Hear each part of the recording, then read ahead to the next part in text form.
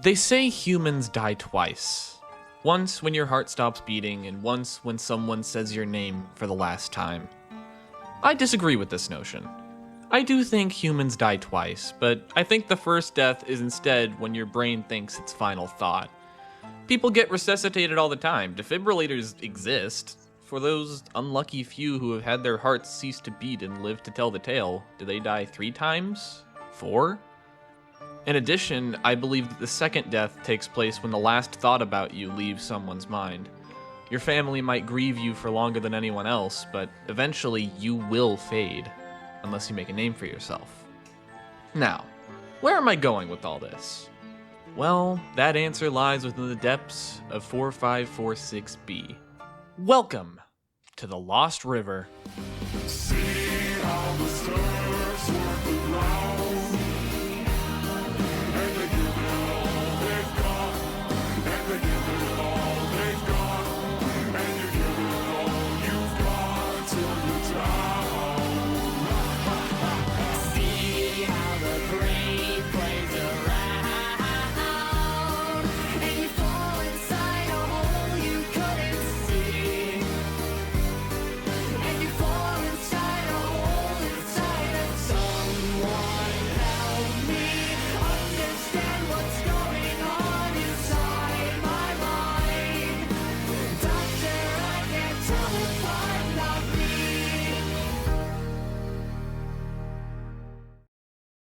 This video will contain semi-important plot spoilers from Subnautica and Portal 2, minor spoilers for Season 1 of Jujutsu Kaisen, and Easter eggs from Undertale and Deltarune.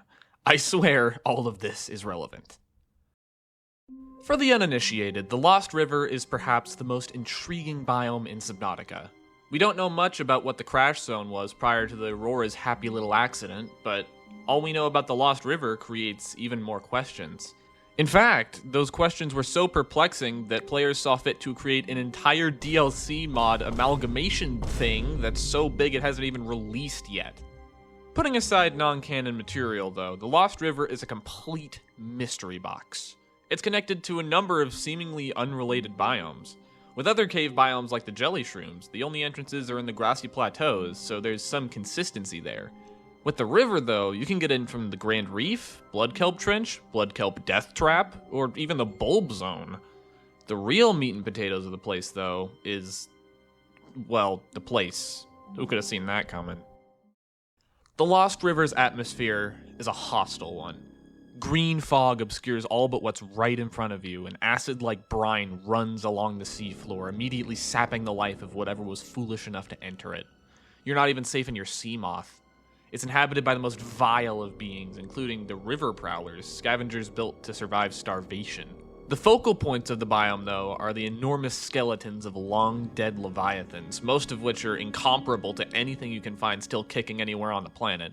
A pungent aura of death permeates everywhere the sludge touches, weighing down on you like the prospect of being able to make real money from your videos and the fact that your dreams might one day come true thanks to the efforts of thousands of strangers online. Sorry, I got a bit carried away there. Anyways, that aura of death even extends to the living creatures, from the apex predator of the ghost leviathan down to the smallest spinefish. Now, all of this would be relatively obvious to anyone who has made it this far in the game. It's kinda staring you in the face. The reason I go through this explanation is for 2 reasons. 1, some people might not have reached that point and would need catching up. 2, I take a different message from the themes of death. From the massive skeletons and shells peppered around, and from the PDA entries you unlock after scanning them, I can't help but think about memory. In a massive sunken structure left behind by the ancient alien architects known as the Disease Research Facility, you can find a display case filled with alien rib cages. Scanning these bones will unlock a PDA entry stating that, while some of these skeletons match organisms encountered on the planet so far, most cannot be matched with confidence, suggesting either that there are species out there not yet accounted for, or that they have become extinct since these samples were collected. Even if you scan the spines as your last scan in the entire game, the entry does not change, leading me to believe the latter, that the skeletal samples are from long-dead species. These beings were never beheld by any sapient being in life, only dragged back up from the dust they became thousands of years ago to be studied, examined. If these studies were to understand the creatures they were, it wouldn't be so bad. Better late than never and all that. But they were only violated in death to find a cure to a disease that the architects themselves brought onto the planet.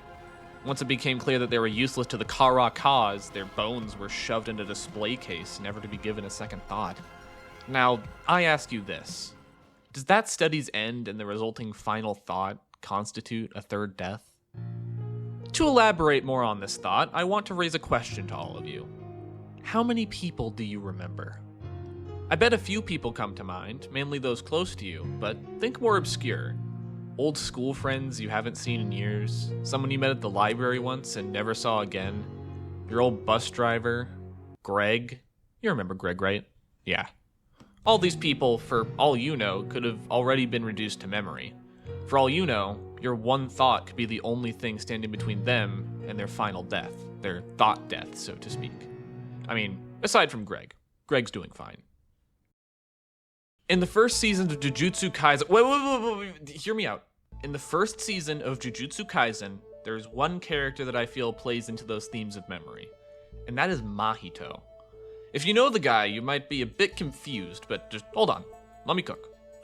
Mahito's whole shtick is his cursed technique, Idle Transfiguration. With one touch, he can morph the shape of someone's soul, taking the poor human's body along for the ride. Usually he would morph someone into an unrecognizable monstrosity, left in his stash of transfigured humans. He would toy with these humans, experimenting with what they could and couldn't handle before they croak. Naturally, Mahito is a fan-favorite character, and who couldn't love that phase? The reason I feel the themes of memory apply here is that the cursed humans have varying levels of consciousness, seemingly at Mahito's whim.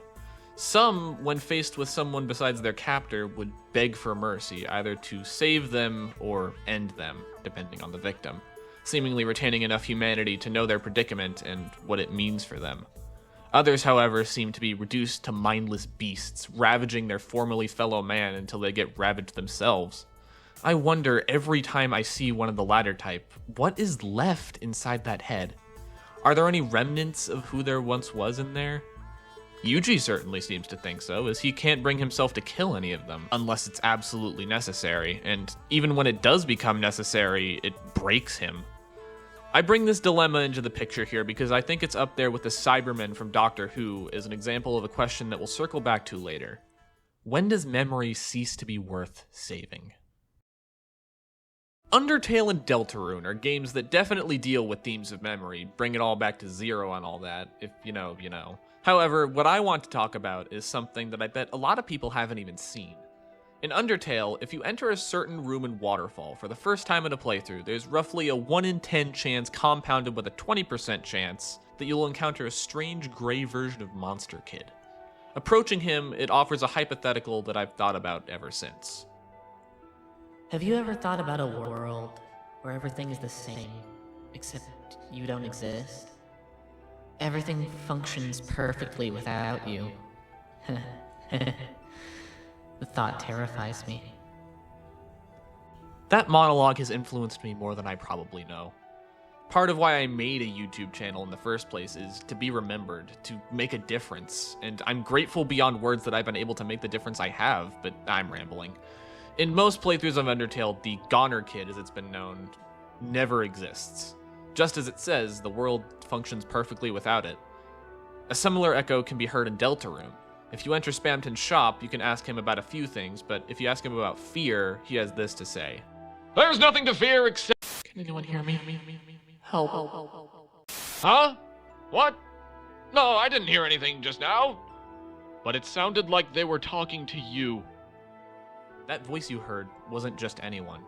That voice can be heard in unused sections of code, seemingly crying out for help. Each chapter has added new lines to their dialogue, so it's certainly intentional, especially with it referenced directly in-game by a character who has been known to fracture the fourth wall. I'm not a Deltarune lore channel though, so I'll fast forward to the point where I say that this mirrors Goner Kid in that they both seemingly don't exist on a tangible level. At least, not for long. If you return to Goner Kid after talking to it, the room it's in simply no longer exists. This first-person perspective from Forgotten Souls is something I'm morbidly fascinated with. And even if their own worlds don't remember them, I certainly will. For this next section, I am proud to announce that I'm working with someone that I've admired for a long time. Please welcome the one, the only, Mike Daas! Hey, thanks for having me. I've made a couple of videos about Portal 2, and I know that the middle sections of Portal 2 are known for a lot of things. Their decomposing atmosphere, their rich backstory, and lemons for some reason. And it's easy to see that they're beloved by almost everyone who has played through them. But there's a theme present throughout that isn't brought up quite as much when people discuss it. Namely, the theme of leaving behind a memory. In the tube ride sequence before your confrontation with GLaDOS, Wheatley foreshadows your fall into the depths of the facility with the line, And we're only seeing the top layer. It goes down for miles. All sealed off years ago, of course. once you do fall in, you're treated to an all-expenses-paid tour of the bowels of Aperture. Aside from that though, it feels like these long-gone tests and times are being remembered only through your expedition here. Your experience, the only thing keeping it from its thought death. From chapter 7 onward, GLaDOS slowly realizes her past as Carolyn, an identity she repressed to the point of losing it entirely. By the time of the final battle with Wheatley, she genuinely seems to have regained her humanity, expressing her voice of a conscience. However, once the battle is over, she realizes what part of her mind contains that humanity and deletes it entirely. She removes from herself all memory of being human, all she learned from the past. She forgets. The game treats this as perhaps not a good thing, but the best possible ending for her. Whether that's the case is up for debate, but what is apparent is that as an extension of her, the facility has moved on from its past as Aperture science innovators. Cave Johnson's time was over, as was the reign of humanity within the lab's walls. With Shell sent to the surface, Aperture had entered a new era, one where flesh had no place. But this raises the question, in a facility like Aperture Science, controlled by robots, no human interference at all, are the people who once worked there truly forgotten? Cave Johnson has many pictures of him hanging around there. Robots will see them. Some might even remember him. Does that count? A hard drive that still contains a photo, video or sound recording of you centuries after you have passed. Does that count as a memory? Are you still there? In a way? The computer remembers you, kinda. But looking at a photo of a person from the past who you don't know is not quite the same as remembering that person. Perhaps there is a third death, long after the other two, when the very last trace you ever leave in this universe is erased beyond retrieval. The heat death of you. Wow.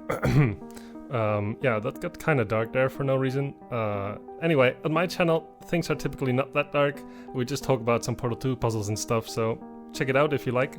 Big thanks to the Tall Pancake for having me here, and a huge congrats also for reaching 2k subs. This is only the beginning of something amazing, I'm sure. See ya! Thanks again to Mike Daas for showing up. His stuff's in the description as well as in an iCard appearing about now. He'll also be in the end cards, so don't worry if you miss him. Now, back to the topic at hand. If you stay in the Lost River long enough, you'll start going a little bit insane. I think this video is more than enough proof of that, but whatever. Most likely the themes of memory weren't even dev intended, but I have a subscription to Autism Premium so I can hear the smells of forgotten fish. Diving into this rabbit hole made me connect dots I never would have tasted lines between, and made me realize a few things about memory and myself.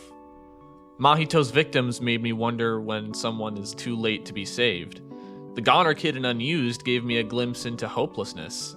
GLaDOS taught me what it meant to forget. Then it hit me. Maybe in Jujutsu Kaisen, it can be truly hopeless, but not in our world. The unused code in Deltarune was crying out for help. GLaDOS deleted Carolyn as a coping mechanism. The first death is the death of the body. The thought death is the death of the soul and of their hope. I want to postpone my thought death as long as I possibly can, so here I am, making a name for myself. Apart from that, though, I'm here to make a difference. Difference can come in all shapes and sizes, but whatever you do will gain you some credit with someone. I don't know how the universe got made, I just know it got made, and that we exist. No higher power gave us meaning baked into us except from eat, sleep, and reproduce, so that frees us to conjure our own meaning. The meaning I made for myself is to cheer up others, make them smile, laugh, give them motivation, help them through their problems. Hopefully some of the people I help go on to help others, and so on. I want to start a chain reaction of positivity that reaches the deepest recesses of the world. My thought death could be my final farewell, but my change can grow independent of me. My meaning, with luck, will succeed me. Your meaning could be anything. All you have to do is find it. Who do you want to be? It's never too late to change your answer, or yourself. Thank you so much for watching. Ever since my last essay launched, my life has never been the same. You all made my dreams come true. I've hit 2,000 subscribers. I've been flooded with positive feedback, new friends, everything I've ever dreamed. You all let me save lives, and I will never be able to pay you back for that. I can at least start with some quality content, though. If you want to interact with me, my Discord's in the description, and be sure to check out Mike's stuff, too. I'll see you all soon, I hope.